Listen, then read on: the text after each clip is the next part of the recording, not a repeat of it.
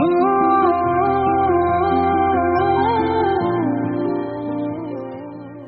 Everyone, आशा करो आपनालोक সকলো ভালে আছে কুশলে আছে। মই পল্লৱী মোৰ অন্য এটি ভিডিঅ'লৈ আপোনালোক সকলোকে মোৰ চেনেললৈ স্বাগতম জনাইছো। আজি মই বনাব লৈছো কলপচলাটো কি দৰেনো বনাও আপোনালোক সকলোৱে শেষলৈকে চাই থাকিব। আশা কৰো ভিডিঅ'টো চাই নিশ্চয় ভাল পাব আৰু ৰেচিপিটো এবাৰ নিশ্চয় ট্ৰাই কৰিব। আজি মই কলপচলাটো লৈ দুটা ৰেচিপি আপোনালোকৰ লগত শ্বেয়াৰ কৰিম।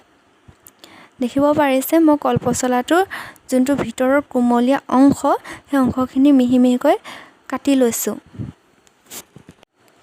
মোৰ কলপচলা কাটা হৈ গ'ল। ইয়াতে মই দি দিছো অলপ নিমখ, প্ৰায় আধা চামুচ নিমখ দিছো আৰু ভালকৈ নিমখৰ লগত এখিনি মোহাৰি লৈছো। পচলাখিনি মোহাৰি প্ৰায় 2 মিনিট মান থৈ দিব।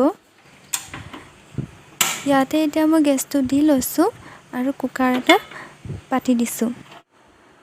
কুকাৰটো গৰম হোৱাত মই ইয়াতে দি দিছো প্ৰায় আধা চামুচ মান তেল খুব কম পৰিমাণে ব্যৱহাৰ কৰিব লাগে। তেলখিনি গৰম হোৱাত মই দি দিলো এখিলা তেজপাত, লগতে দি দিলো মই কাটি ৰখা পিয়াজখিনি ভালকৈ ৰঙচুৱা হোৱালৈকে মই ফ্ৰাই কৰি ল'ম। আদা আৰু নহৰু মই অলপ থেতেলিয়াই লৈছিলো। পেষ্টৰ কোনো প্ৰয়োজন নাই, থেতেলিয়াই ল'লে মানে সোৱাদটো আহে ধুনীয়া। তাতে মই আদা নহৰু এড কৰি পেলাই পুনৰ ভালকৈ লৰাই ল'ম। ইয়াতে দি দিছো মই এটা শুকান জলকীয়াটো দুভাগ কৰি দিছো। ইয়াতে মই দি দিছো হালধি প্ৰায় আধা চামুচ বা ৰং গুড়া যি কয় আৰু দি ভালকৈ লৰাই লৈছো। ইয়াতে কাটি ৰখা পচলাখিনি এড কৰি দিছো। খুব কম ইনগ্ৰেডিয়েন্টছত এটা টেষ্টি ৰেচিপি দিবলৈ চেষ্টা কৰিছো।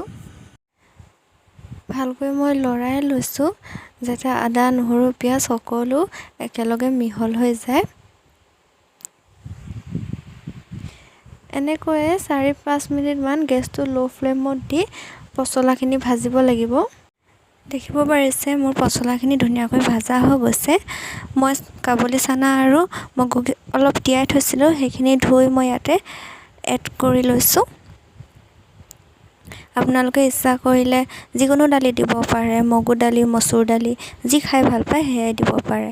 আৰু মই ইয়াত ভালকৈ লৰাই লৈছো যাতে তলত ধৰি নাযায়। ইয়াতে দি দিছো মই সোৱাদ অনুসৰি নিমখ আৰু দি দিম পানী প্ৰায় 2 গিলাচ দি দিছো। এতিয়া কুকাৰৰ ঢাকনাখন দি প্ৰায় 4টা হুইচেল আহিব দিম। আনফালে মই গেছটো দি কেৰাহী এখন পাতি দিম। কেৰাহীখন গৰম হোৱাত ইয়াতে দি দিছো মই তেল বেছি ব্যৱহাৰ কৰিব কোনো প্ৰয়োজন নাই। তেল যিমান পাৰে কম ব্যৱহাৰ কৰিব লাগে। তেলখিনি গৰম হোৱাত দি দিছো জিৰাখিনি ফুটি উঠাত দি দিছো 2টা শুকান জলকীয়া। মই ভালকৈ এবাৰ লৰাই লৈছো।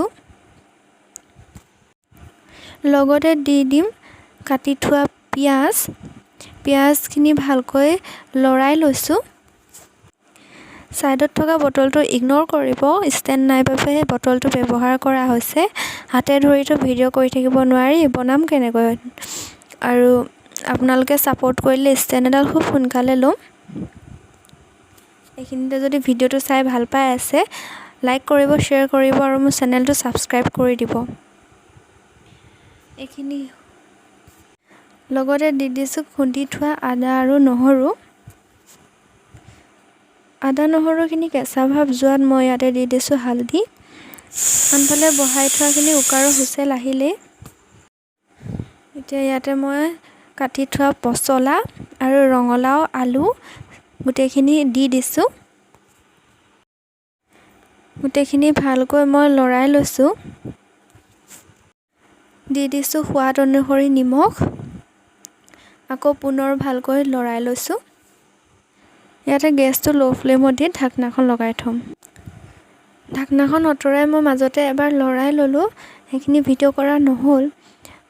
দেখিব পাৰিছে পচলা আৰু ৰঙালাওখিনি ধুনীয়াকৈ সিজি উঠিছে। ইয়াতে দি দিম মই 2টা কেঁচা জলকীয়া, দুফাল কৰি দিছোঁ জলকীয়াকেইটা। আকৌ লৰাই লৈ ঢাকনাখন দি দিছোঁ। দেখিব পাৰিছে মোৰ ভাজিখিনি ধুনীয়াকৈ হৈ গৈছে। আনফালে মই কুকাৰত বহাই থোৱা পচলাখিনিও 4টা হুইচেল আহিলে সেইখিনি হৈ গ'ল। দেখিব পাৰিছে মোৰ পচলাখিনি দেখাত কিমান ধুনীয়া হৈছে। ইয়াতে মই পদুনা পাত দি ডেক'ৰেশ্যন কৰি দিছোঁ। সঁচাকৈ কৈছোঁ বহুত ধুনীয়া হৈছিল, এবাৰ ট্ৰাই কৰি চাব। আনফালে মোৰ ৰঙালাও পচলা ভাজিখিনিও বিৰাট টেষ্টি হৈছিল। ইয়াতে মই 2টামান পদুনা পাত দি এয়াও ডেক'ৰেশ্যন কৰি দিছোঁ। আপোনালোকে ধনিয়া থাকিলে ধনিয়া দি দিব। Thank you for watching.